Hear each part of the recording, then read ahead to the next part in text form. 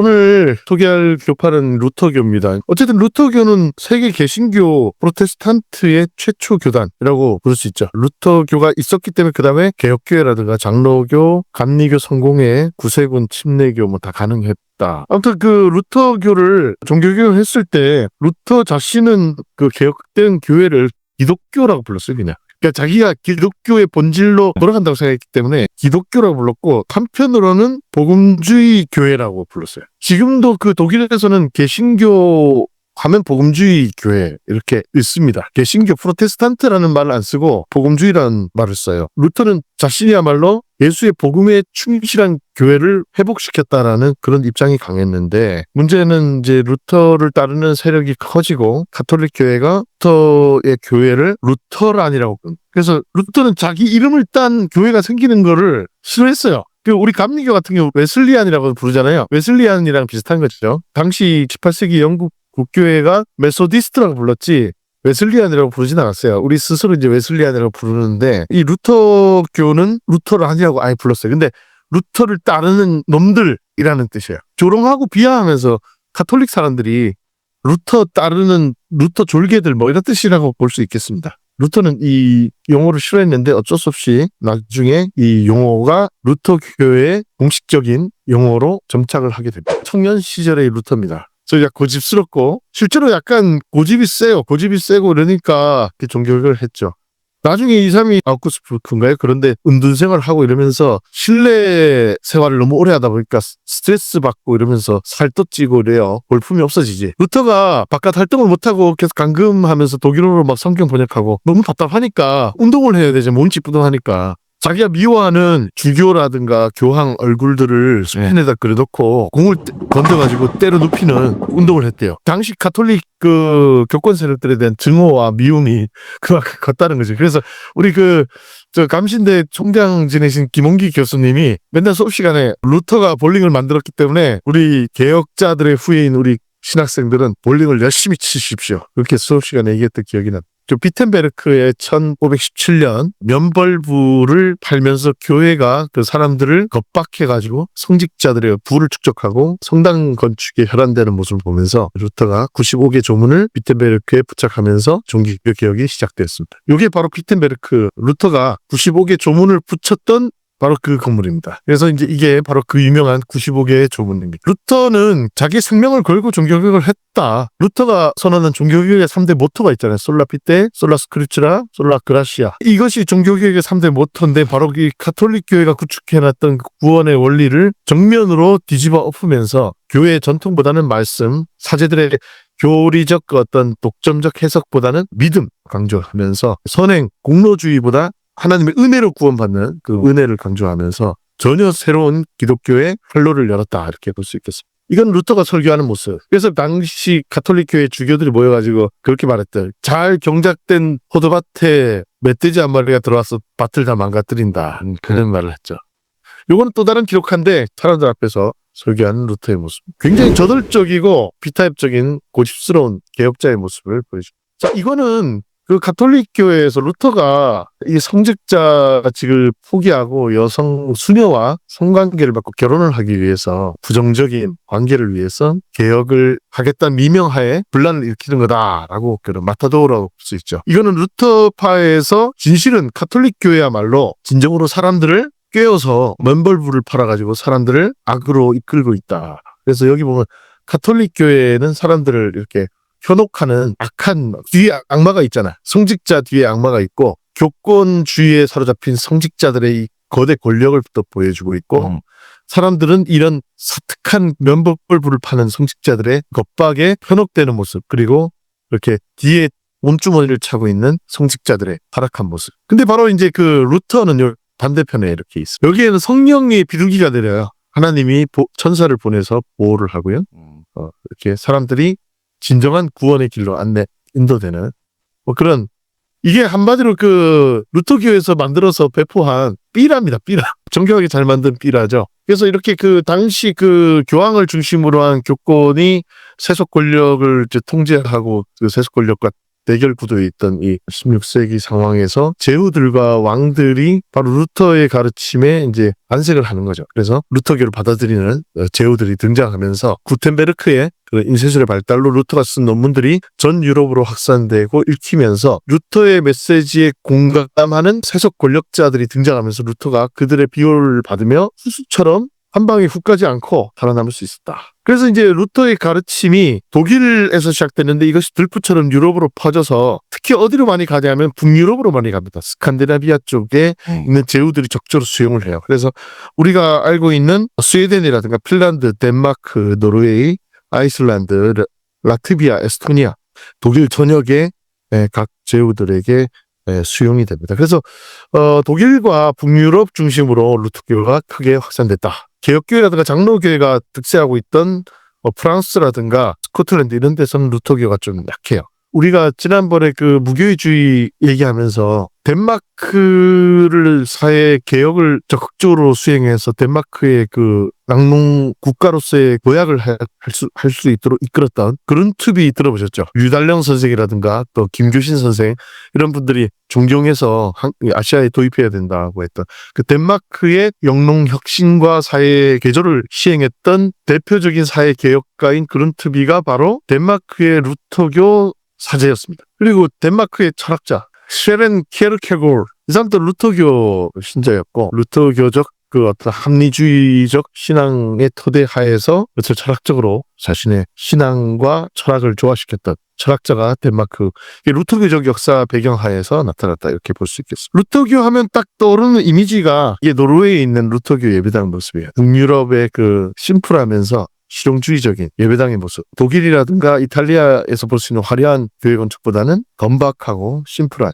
이 루터교의 교리의 대표적인 교리가 뭐냐면 예정설입니다. 깔뱅의 그 이중 예정설 이전 단계의 예정설. 그다음에 또 믿음으로 의롭다함을 입는다라는 이신칭의. 그다음에 이제 그 성찬론에 있어서는 공제론이라고 해서 성찬의 본질은 바뀌지 않지만 그 안에 하나님의 본질이 뭐 임재하신다. 뭐 이런 공제설. 칼뱅은 영적 임재설이라고 해서 그냥 빵인데 그 영적으로 하나님의 성령이 임재하신다 뭐 이런 건데 루터는 약간 그 칼뱅의 영적 임재설하고 가톨릭의 그 화채설 딱 중간에 어정쩡한 포지션을 취한다. 그게 공제 그런 입장을 취한다고 볼 수 있겠습니다. 이거는 이제 루터교 노르웨이에 있는 지금 현재 루터교회의 예배당 모습. 되게 현대적이면서 하이처치 고교회적인 분위기도 있고 하지만 또 개신교적인 현대적 느낌도 좀 있고 이게 스칸디나비아 북유럽에 있는 루터교 성직자들의 모습이에요. 이 사람들이 되게 재밌는 게 이 전례라든가 이런 것들은 아주 그 하이처치적인 것들을 또 수용을 합니다. 근데 이게요 이 스칸디나비아에서는 이런데 이게 나중에 미국으로 가고 막 동유럽으로 가고 아시아로 오고 하면서 상황에 따라서 다 달라져요. 한편으로는 되게 고지식하고 비타입적인데 한편으로는 하이브리드가 빨라요. 그래서 이 사람들은 솔직히 말해서 개신교 최초의 장자 교단이라고 볼 수 있잖아요. 최초의 교회다 보니까 그것도 권위주의적이고 원형적인 것도 있는데 또 개신교적인 것에 대한 강력한 추구 뭐 이런 것도 있다 이렇게 볼 수 있겠습니다. 그래서 스칸디나비아의 사제들의 모습이에요. 이게 가톨릭적이잖아요. 근데 이게 성공회보다는 덜 가톨릭적이다라는 평가도 있습니다. 루터교 사제들은 옛날에 그 성직자 옷을 그대로 입고 있어요. 과거의 전통도 굉장히 잘 개선한다. 그리고 재밌는 게요. 루터교 예배가 되게 천주교적인 느낌도 나는데 한편으로는 또 되게 개혁적인 개신교적인 느낌도 나고 한편으로는 성모에 대한 공경도 인정을 합니다. 그래서 한국 루터교회도 8월 15일을 우리 광복절을 예수님의 어머니 마리아 기념일로 제정해 지키고 있습니다.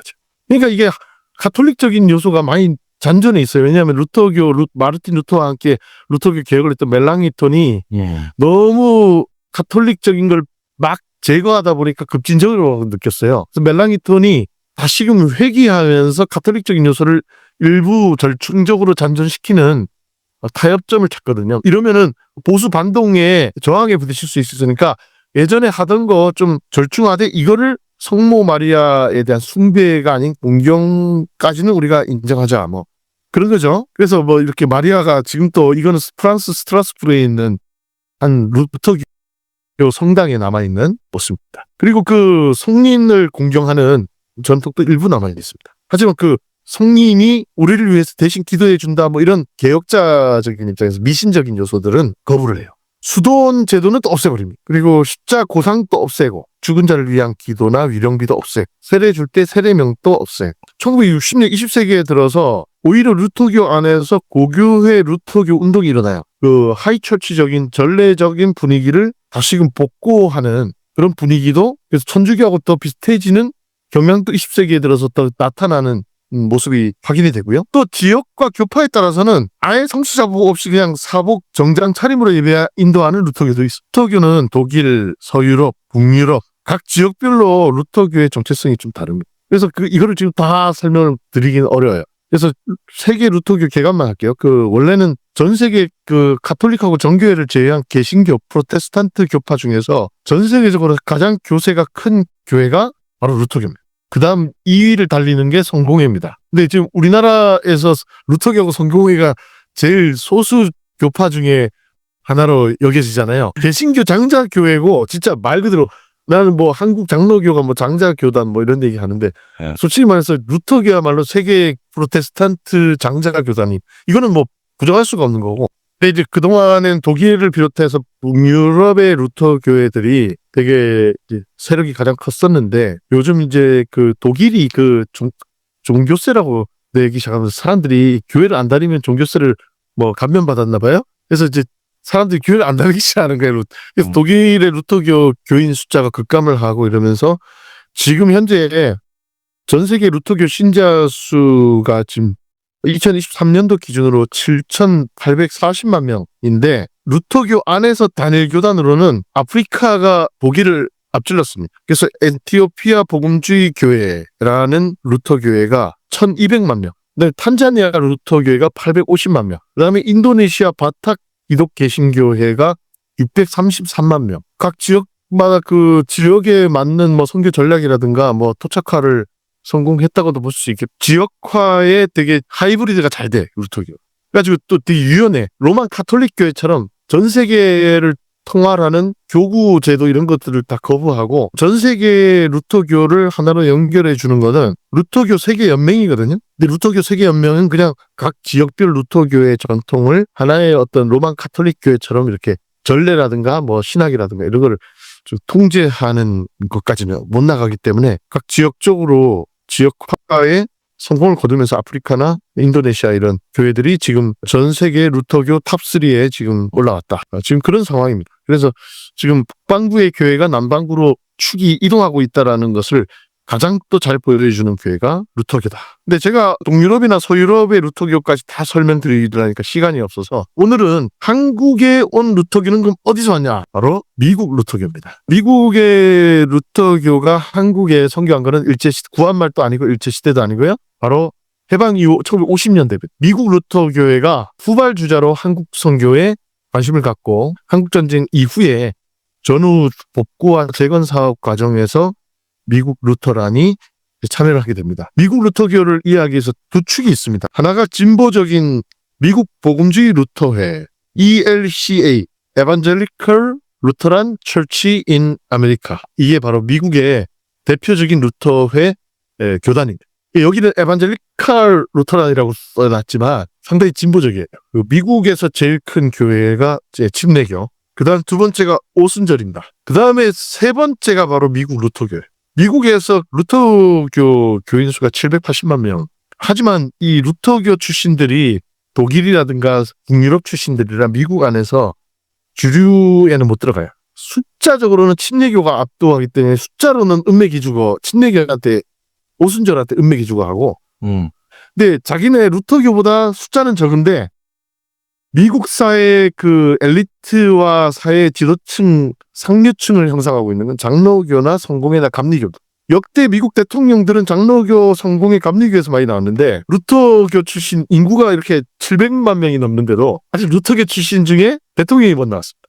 존 F 케네디 카톨릭인데도 카톨릭도 냈는데 루터교는 이렇게 미국 개신교 3대 교 탑3인데도 대통령을 못 냈다. 침례교도 내고 했는데 어쨌든 이렇게 약간 중간에 어중뛰게 끼어 있지만 어쨌든 미국 사회 안에서 백인 중심의 주류 개신교회를 형성하고 있다. 하지만 양으로는 침례교와 오순절, 사회 지도력에 있어서는 장로교나 감리교, 성공회에 좀 밀리는 모습을 보인다. 근데 바로 이제 그 루터교의 한쪽 축인 에반젤리컬 루터란 처치, 여기는 되게 진보적이에요. 미국에 있던 루터교의 새 교단이 1988년에 통합이 되면서 새롭게 형성된 루터교. 근데 여기는요, 여성 목사 안수도 주고요. 2009년부터는 동성 커플에 대한 결혼 주례도 허용을 했고요. 트랜스젠더 목사도 이제 인정을 하는 단계까지 왔기 때문에 신학적으로 되게 진보적이고 어느 정도 자유주의적인 신학적인 경향이 강하다라는 비판을 보수 교회로부터 좀 받는 에반젤리컬 루터란 처치 그렇습니다.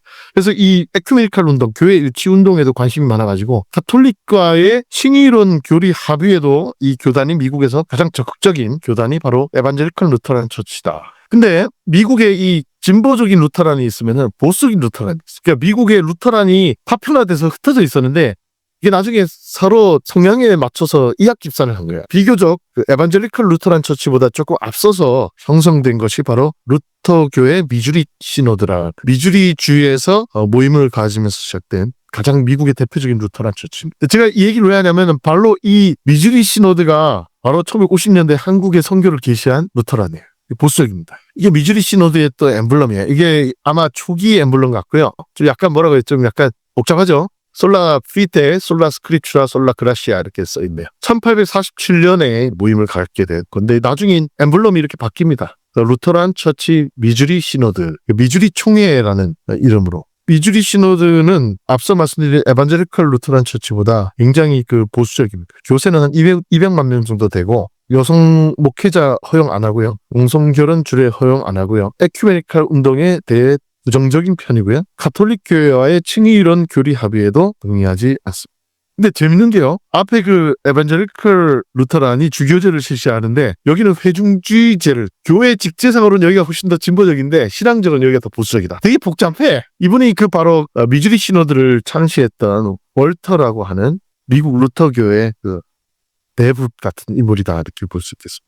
에반젤리컬 루터란 처치랑 미주리 시노드가 양대 축이라면은 이것은 위스콘신 복음주의 루터교 총회라고 하는 WELS. 여기는 앞서 소개해드린 미주리 시노드보다 좀 더 보수적인 위스콘신의 독일 이민자를 중심으로 40만 명 정도 형성되어 있는 미국 루터교 안에서의 보수파 소수 교단이다. 이거는 2001년도에 에반젤리컬 루터란 처치에서 너무 자유주의적으로 급진적으로 간다, 진보적으로 간다고 생각돼서 거기에 대해서 반감을 느낀 보수파 목사들이 에반젤리컬 루터란 처치에서 탈퇴를 해가지고 2001년도에 LCMC, 루터란 Congregations in Mission for Christ, 되게 깁니다. 예. 이 교단 30만 명 정도가 나갔고 여기는 에반젤리컬 루터란 처치가 주교제를 실시하고 있는데 여기서는 회중주의제. 그러니까 회중주의가 교회 직제사는 더 진보적이고 급진적인 건데 신앙적으로 더 보수적이다. 그리고 이제 바로 북아메리카 루터교회, 노스 아메리칸 루터란 처치. 여기는 2010년도에 에반젤리컬 루터란 처치에서 동성애 목사 안수와 결혼 주례 허용에 반발해서 거기서 나온 보수파입니다. 여기는 백인계 주류 교파, 신앙적으로 보수적이고 미주리 시노드와 에반젤리컬 루터란 처치 중간 정도에 위치하고 있다라고 평가됩니다.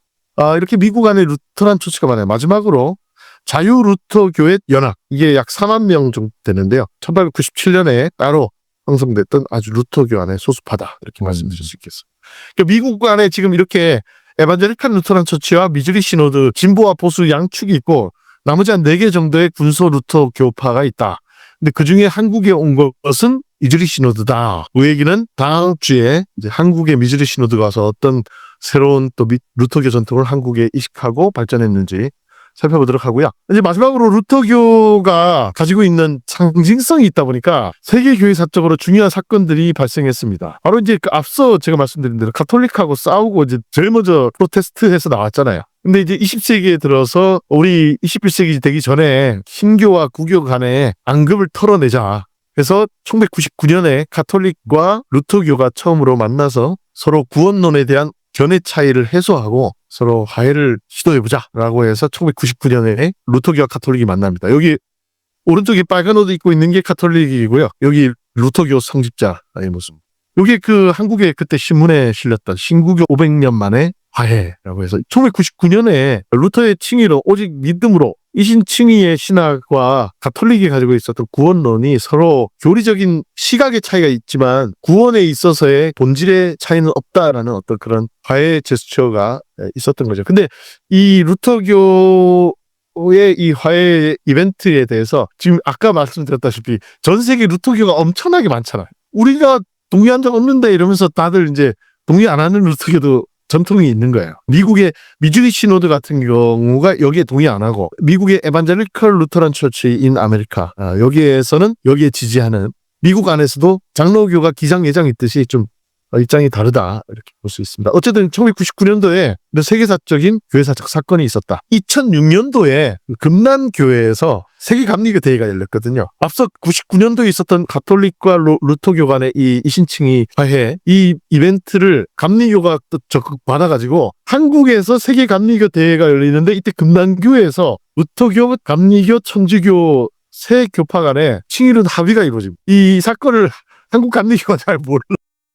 그것도 연선한 홍정수 교수를 추교 선고했던 금난교회에서 이런 일이 일어났어요. 되게 재밌는 일이죠. 역사의 아이러니이기도 하고. 그러니까 이때 천주교 봉식자들도 와가지고 같이 구원론에 합의하는. 그러니까 금난교회에서 이런 일이 있었대. 역사의 그 다이나미즘이라고 볼 수 있어요.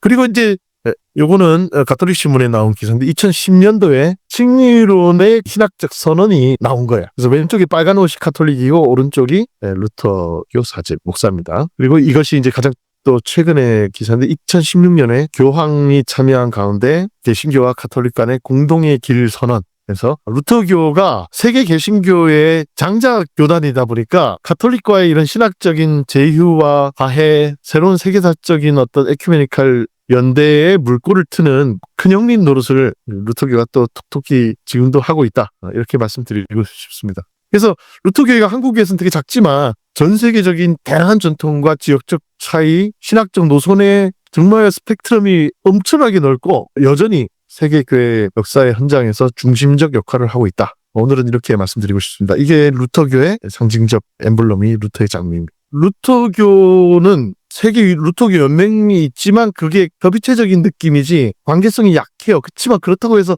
서로의 멤버십과 그 어떤 정체성의 동일성에 대해서 또 부정하지 않아요. 그러니까 한국에 온 루터교회가 미주리 시노드라고 해서 미국의 보수적인 루터교가 들어왔잖아요. 근데 지금 루터 중앙교회 그 담임하시는 최준 목사님은 독일에서 공부하고 오시고 독일 루터교를 배경으로. 근데 그런 독일 루터교를 배경으로 하고 있는 분이 와서 미주리 시노드의 어떤 현장에서 또 사역을 하시는 이런 약 헐겁지만 전 세계적 포괄적 연대가 가장 큰 교세로서 전 세계적으로 아직까지 교세를 떨치고 있는 교회가 루터교다.